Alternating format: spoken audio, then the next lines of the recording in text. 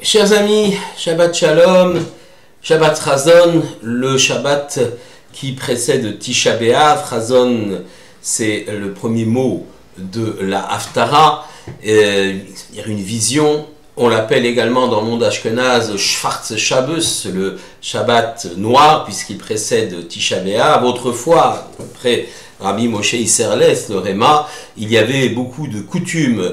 Ce Shabbat-là, on ne mettait pas d'habit de Shabbat, on retirait le parochet, il y avait même des signes de deuil Shabbat. Le Gaon de Vilna est venu et a supprimé toutes ces règles-là et a fait de Shabbat, ou a remis le Shabbat dans ce qu'il avait de plus particulier des règles du Shabbat, c'est-à-dire pas de signe d'Avelout durant ce Shabbat-là. Gaon de Vilna a donc supprimé toutes les coutumes de deuil qui avaient lieu ce Shabbat-là, le Shabbat précédent Tisha B'Av. Bien sûr, Tisha B'Av, lui, va rentrer.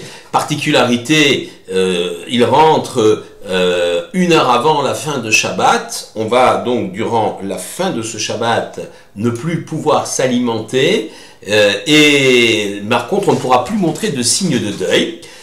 Et lorsque Tisha B'Av entrera, alors les signes de deuil, le Shabbat va sortir, on dira Baruch Hamad Ben Kodesh Lechol, béni sois-tu celui qui sépare entre le sacré et le profane, et le Shabbat, lui, donc sortira, et Tisha B'Av entrera, et en plus du jeûne qui a commencé pendant Shabbat, les autres règles de Avelout, les autres règles de deuil vont pouvoir s'appliquer dans toute leur dureté, si on peut dire, ce qu'on appelle les Chamisha Inouim, les 5 afflictions de Tisha B'Av, à savoir le jeûne, l'interdiction de se laver, l'interdiction de s'enduire avec quelques produits de ce soir, l'intimité conjugale et le fait de porter des chaussures en cuir. Tisha B'Av, le 9 Av, est donc un jour funeste. Ce jour-là, à l'époque de Moshe, le peuple d'Israël, entraîné par les explorateurs, a refusé d'entrer en terre sainte. Le peuple s'est lamenté et a suivi le mauvais conseil des explorateurs. Nous sommes dans la parachat Shelech Lecha. Et finalement a été puni. Dieu a dit, vous avez pleuré pour rien cette nuit du 9 Av. Eh bien, vous pleurerez pour quelque chose, puisque les malheurs d'Israël s'abattront à partir donc de cette période-là, le 9 Av. Le 9 Av, moins de 586, le premier Beth Amikdash, le premier temple, fut détruit par les Babyloniens. Et le 9 Av de l'année 70, c'est le deuxième temple qui fut détruit par les légions romaines de Vespasien, qui va devenir empereur, et de son fils Titus, qui lui succédera quelques années plus tard, après la destruction du deuxième temple. Le jeûne de Tisha B'Av a été fixé pour commémorer ces événements, fixé déjà par les prophètes, après la destruction du premier temple, puis s'est transformé avec la reconstruction du deuxième temple en un jour de fête, et à nouveau a été réinstauré comme jour de jeûne pour inciter au repentir et pour hâter surtout la construction du temple de ce Beth Amikdash que nous attendons impatiemment. Mais un autre événement un peu moins connu eut lieu le 9 Av. Cette fois-ci, nous sommes en 132, 135 plus exactement. C'est la chute de la forteresse de Béthar. Après avoir détruit le temple en l'an 70, et puis avoir maté la révolte de Massada en 73, les Romains font peser toute leur force et toute leur oppression sur le peuple d'Israël, le peuple juif, mais n'interdisent pas la pratique du judaïsme. On attendra l'empereur Adrien, qui va quelque part être pire que Vespasien et Titus, qui ont détruit le temple de Jérusalem, parce que lui décrète l'interdiction de l'étude et de la pratique du judaïsme. Bar Korva, soutenu par Rabbi Akiva, va se révolter et va tenir en échec les Romains pendant près de 3 ans, en établissant même un éphémère État juif indépendant de 132 à 135. Il va même battre monnaie. Rabbi Akiva voit en Bar Korva le Mashiach, et il voit également en lui le successeur de Yehuda Maccabi. Malheureusement, l'affaire va mal se terminer. Les légions de Sextus Severus, donc les grandes légions romaines, marchent sur Israël et viennent à bout de la révolte des Juifs en prenant d'assaut la forteresse de Bétar et en massacrant ses défenseurs, dont leur chef, Bar Korba.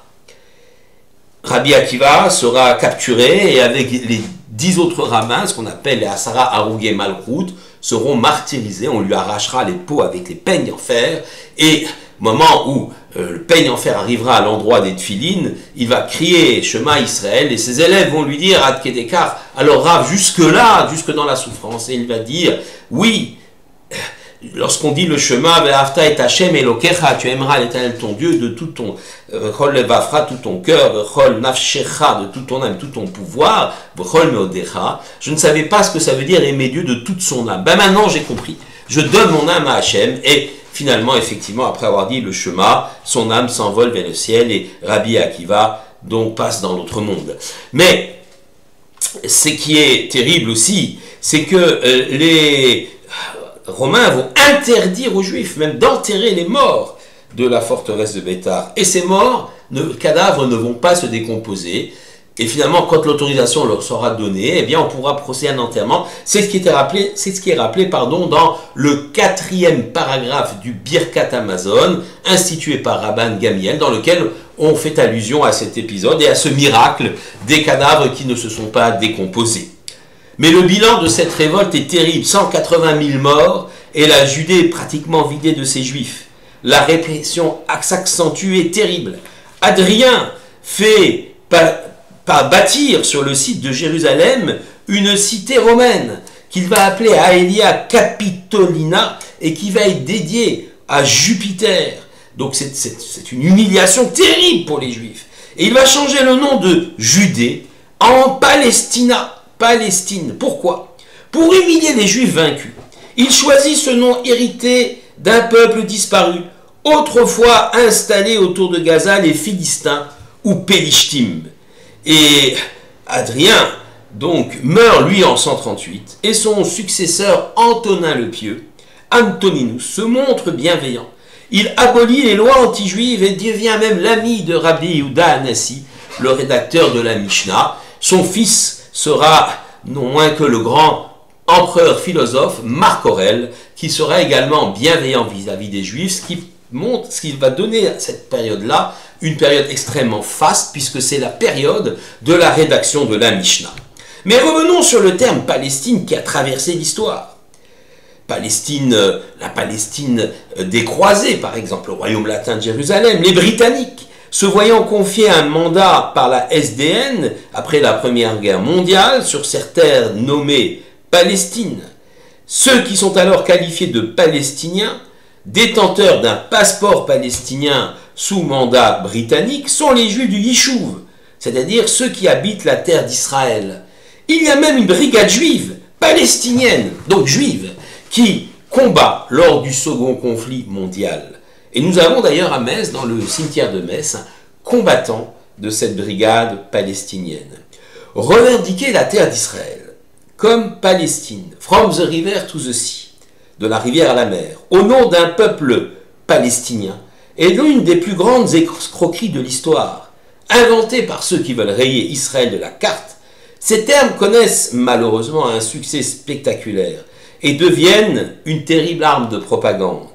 Défendre Israël, c'est aussi rappeler l'histoire. Shabbat Shalom à tous.